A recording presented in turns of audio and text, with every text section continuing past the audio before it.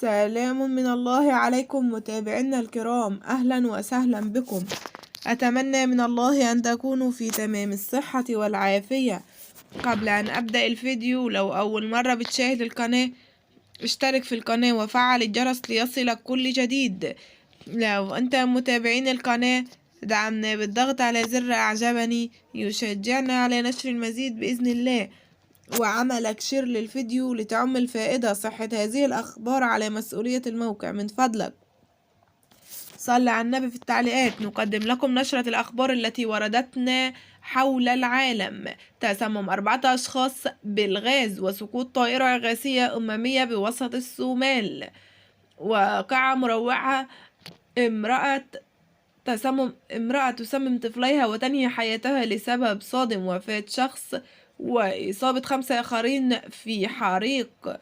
وزلزال بقوة 6 درجات يضرب الباكستان.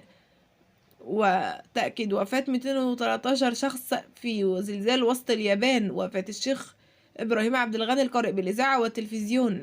وتسجيل 10,000 في ديسمبر الماضي. كوفيد لا يزال يشكل تهديد.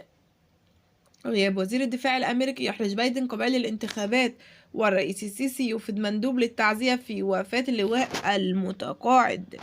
إليكم الأخبار بالتفاصيل. صحة هذه الأخبار على مسؤولية الموقع، من فضلك صل على النبي في التعليقات.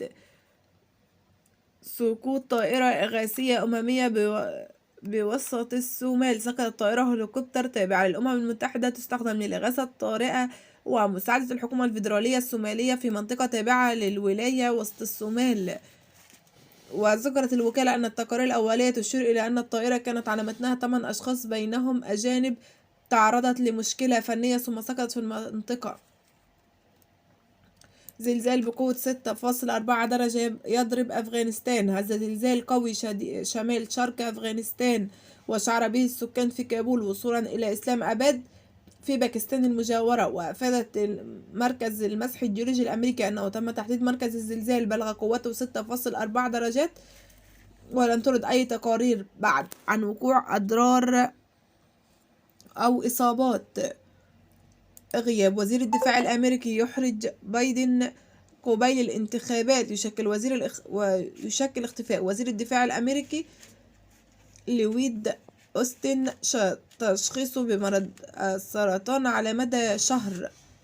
ضربة إلى مسامع الرئيس الأمريكي جو بايدن للتأكيد على أنه مؤهل للقيادة مع بدء عام الانتخابات. وفاة الشيخ إبراهيم عبد الغني القارئ بالإذاعة والتلفزيون وتشجيع الجنازة. ورحل عن عالمنا الشيخ القارئ إبراهيم عبد الغني القارئ بالإذاعة والتلفزيون.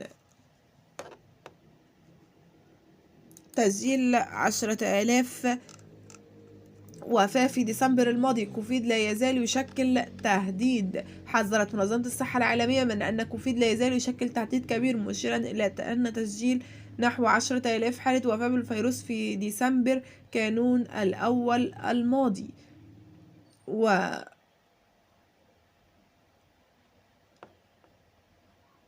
وفاة شخص وإصابة 5 آخرين في حريق بشقة سكنية في القنفذة. توفي شخص وأصيب 5 آخرون في حريق نشب بشقة سكنية بالقنفذة. وقالت مديرية الدفاع المدني بإشارة فرق الدفاع المدني بالقنفذة الحادثة. وأكملت الحريق الذي نشب في شقة بمبنى وتم إخلاء ساكنيه نتج عنه إصابة 5 أشخاص ووفاة شخص رحمه الله. امرأة تسمم طفليها وتنهي حياتها لسبب صادم. واقعة مروعة، أقبلت امرأة على سمم ابنها وابنتها ثم انتحرت بعد مشاجرة مع حماتها. وتسمم امرأة بغاز أحادي أكسيد الكربون المنبعث من موقد نار. وتسمم 4 أشخاص بالغاز في سطيف. وأصيب 4 أشخاص بتسمم غاز أحادي أكسيد الكربون المنبعث من سخان الماء. وحسب الحماية خلف عن هذا الحادث تسمم 4 أشخاص من عائلة واحدة لهم ضيق في التنفس. تم إسعافهم ونقلهم للمشفى المحلي.